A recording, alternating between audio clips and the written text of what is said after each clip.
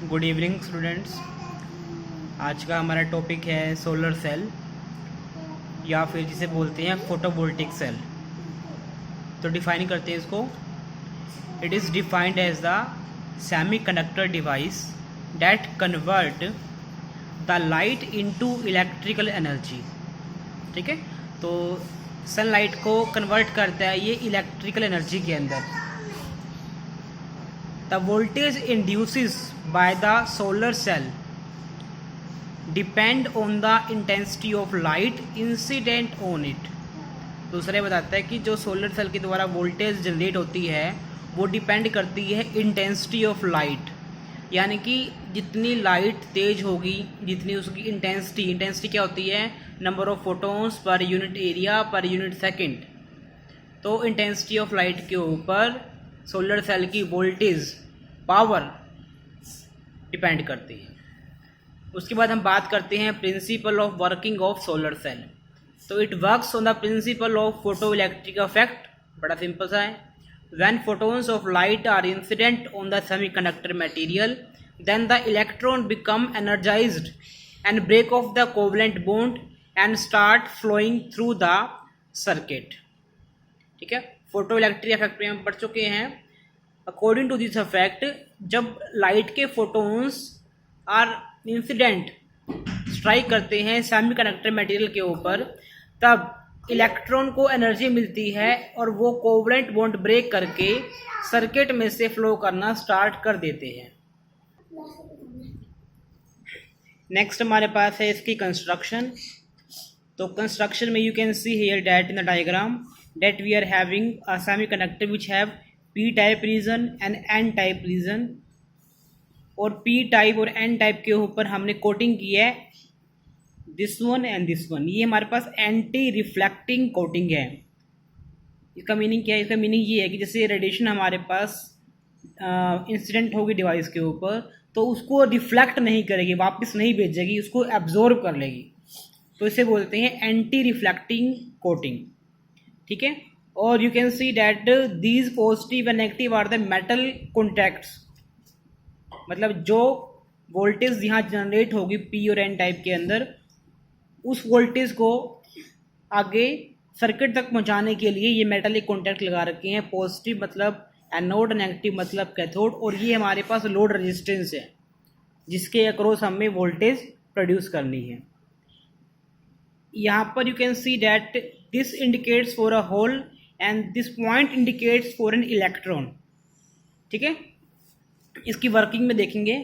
और this show for the light energy which is incident on the device solar cell.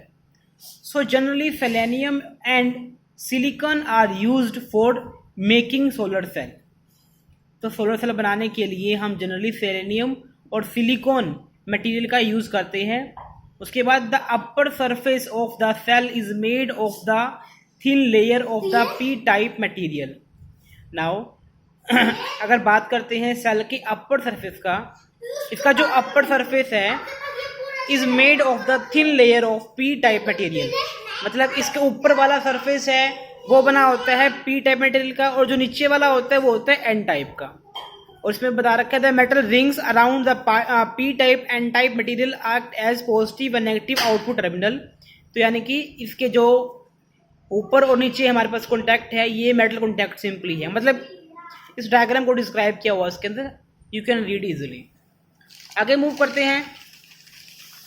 आगे हम बात करते हैं इसकी वर्किंग की, working of solar cell. Now the generation of EMF by the solar cell when light falls on due to following three basic processes। तो कह रहा है कि जो सोलर सेल के कारण वोल्टेज जनरेट होती है उसके तीन मैकेनिज्म है। नंबर 1 हमारे पास है जनरेशन, नंबर 2 है सेपरेशन, और नंबर 3 है कलेक्शन। पहले हम बात करते हैं जनरेशन की। The generation of electron hole pair due to light with energy h nu more than Eg, यानी कि energy gap close to the junction. तो इसका कहने का मतलब ये है कि जंक्शन के क्लोज जो इलेक्ट्रॉन होल पेयर है एटम्स के अंदर जो इलेक्ट्रॉन होल पेयर है मान लेते हैं कि उन इलेक्ट्रॉन होल पेयर का जो एनर्जी गैप हमारे पास है Eg, यानी कि उन एटम्स के अंदर जो वैलेंस बैंड है और जो इलेक्ट्रॉन बैंड जो उन एटम्स के अंदर जो वैलेंस बैंड है और जो कंडक्शन बैंड है उनके बीच का गैप हमारे पास है Eg। मैं एक बात आपको बता दूं कि किसी एटम के अंदर वैलेंस बैंड के अंदर जो इलेक्ट्रॉन होता है वो तो ये इलेक्ट्रॉन है, ठीक है। ऐसे ही वैलेंस बैंड के अंदर जो वैकेंसी होती है, जो खाली जगह होती है, उसे बोलते हैं होल, ठीक है। अब देखिए, तो मान लेते हैं हमारे पास वैलेंस बैंड और कंडक्शन बैंड के बीच का जो गैप है वो Eg है, और मान लिया कि हमने जो लाइट प्रोवाइड की है ऊपर से, वो लाइट की एनर्जी है hν। अगर hν की वैल्यू ज्यादा है किससे, एनर्जी गैप से, तो क्या होगा, उन एटम्स के अंदर इलेक्ट्रॉन होल पेयर है वो फ्री हो जाएंगे, यानी कि जनरेट हो जाएंगे। नेक्स्ट हमारे पास है separation. Separation of electron and holes due to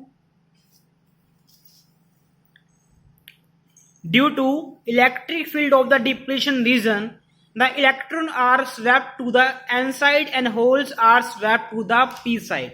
अभी क्या बोलने जा रहा है कि जो इलेक्ट्रॉन और होल्स फ्री हो गए हैं, अब वो क्या करेंगे, डिप्लीशन रीजन के अक्रॉस एक इलेक्ट्रिक फील्ड होता है, मैंने बताया था आपको, ठीक है।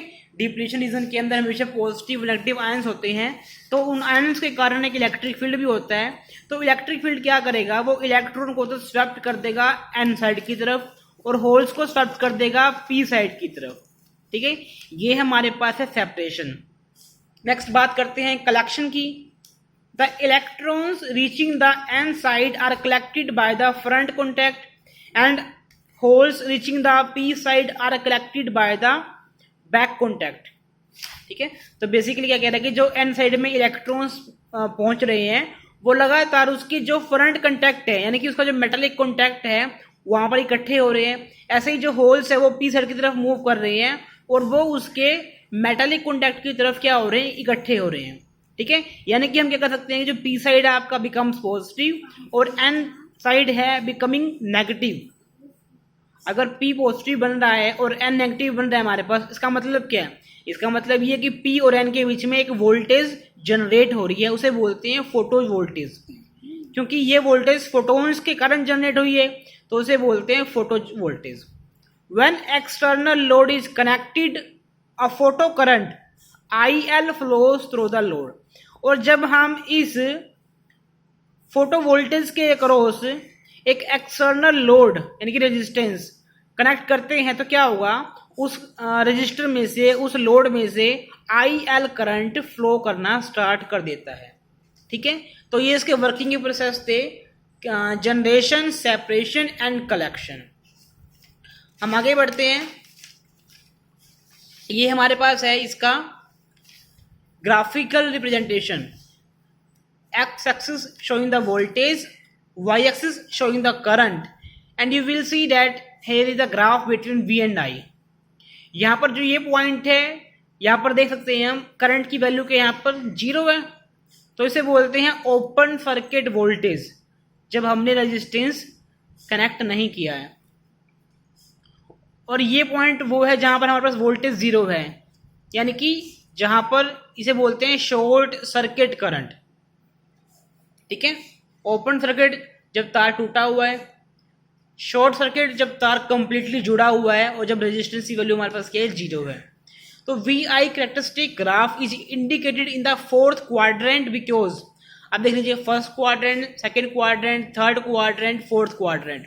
तो जो ग्राफ है ये फोर्थ क्वाड्रेंट पे बना हुआ है, क्योंकि जो सोलर सेल है वो करंट को ड्रॉ नहीं करता बल्कि करंट को सप्लाई करता है लोड में से, मतलब इसके खुद के अंदर से करंट पास नहीं करता। ये क्या करेगा, जिस डिवाइस को आप इसके साथ कनेक्ट करते हो वो उसमें से ही करंट को पास करेगा।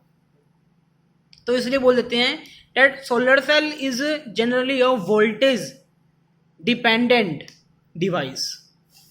अगर बात करते हैं इसकी एप्लीकेशंस की, you can see that generally mostly space vehicles और सैटेलाइट्स, जहाँ पर इलेक्ट्रिकल एनर्जी तक पहुँचाना बहुत मुश्किल है, ना के बराबर है, वहाँ पर हम सोलर सेल्स का यूज करते हैं, क्योंकि वहाँ पर जो इलेक्ट्रॉनिक डिवाइसेस होती है वो अपनी पावर सन की एनर्जी से ऑब्टेन करती है यूजिंग सोलर सेल्स या फिर फोटोवोल्टिक सेल्स। नंबर 2, आजकल जो कैलकुलेटर्स आते हैं हमारे पास, scientific calculator and simple calculators, वो भी सोलर सेल बेस्ड होते हैं। ठीक है, इसके और भी बहुत सारे एप्लीकेशंस हैं, you can study on the Google और इन द बुक्स। सो ये हमारे पास टॉपिक था सोलर सेल का। अगर कोई क्वेरी है तो आप चैट बॉक्स में लिखिए या फिर आप मुझे कॉन्टैक्ट कर सकते हो। Okay, thank you.